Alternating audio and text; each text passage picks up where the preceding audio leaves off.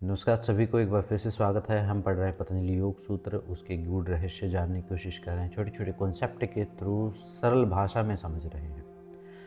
अभी तक जो हमारी यात्रा है, समझो हमने किसी मूर्ति से, किसी एक भौतिक पदार्थ से जो है ध्यान शुरू किया और उससे धीरे धीरे उसके गुणों पर ध्यान करना शुरू किया।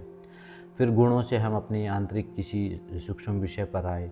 फिर किसी सूक्ष्म विषय से हम बिल्कुल बिल्कुल सूक्ष्म विषय पे आके हम सविचार निर्विचार समाधि की अवस्था तक पहुंच गए और प्रकृति की ऐसी स्टेट में पहुंच गए जहां प्रकृति कोई रूप नहीं है, जिसका कोई आकार नहीं, जिसके कोई गुण नहीं है।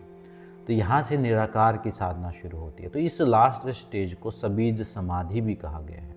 इसको संप्रज्ञात समाधि भी कहा है, इसको सबीज समाधि भी कहा है। सबीज समाधि इसलिए कहा है क्योंकि यहाँ पर जो है प्रकृति पूरी तरह समाप्त नहीं होती, लेकिन वो सिकुड़ जाती है, जैसे कोई पेड़ सिकुड़ के वापस बीज में आ जाए।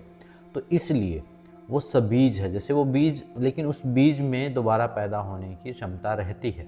यानी प्रकृति अगर चाहे तो यहाँ से दोबारा विस्तार ले सकती है, दोबारा साधक का जन्म हो सकता है, दोबारा जन्म मरण हो सकता है। ये बहुत उच्च अवस्था है, लेकिन फिर भी हो सकता है। इसलिए इसको सबीज समाधि कहा है। इसमें क्या क्या लक्षण प्रकट होते हैं? जिसकी जो सबीज समाधि लगती है तो उसको एक आंतरिक शुद्धता का भाव, एक प्योरिटी उसके अंदर वो बहुत ज़्यादा आ जाती है, बहुत प्योरिटी, उसको शुद्धता का भाव आता है।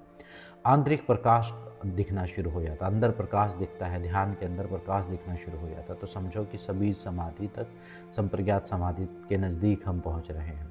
और वो प्रकाश जो है बहुत ब्राइट प्रकाश रहता है, अंदर जो दिखता है उसको बाहर से कंपेयर नहीं कर सकते। और वो कोई ऐसा नहीं कि कोई विजुअलाइजेशन नहीं, वो प्रकाश है, वो आत्मा का प्रकाश है। आत्मा खुद को ही देख पा रहा है, अपने ही स्वरूप को देख पा रहा है एक टाइप से।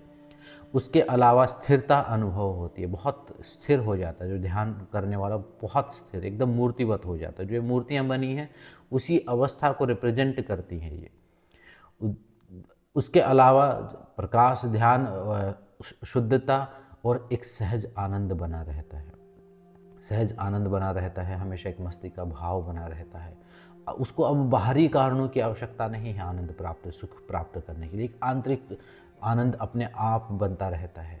तो ये चारों अवस्थाएं बन के, शुद्धता, स्थिरता, आनंद और प्रकाश, ये सब मिलके आध्यात्मिक प्रसाद बनते हैं। आध्यात्मिक प्रसाद का मतलब है जो जो सुप्रीम से आपको जो प्रसाद मिला है, जो एक इनाम मिला है, जो एक एक जो, जैसे हम कुछ काम कर दे तो हमारे माँ बाप हमें इनाम देते हैं, वैसे ही जो परमात्मा है उसके द्वारा मिला गया एक प्राइज़ है, वो उसी को आध्यात्मिक प्रसाद कहा है। और इसी को सबीज समाधि भी कहा है।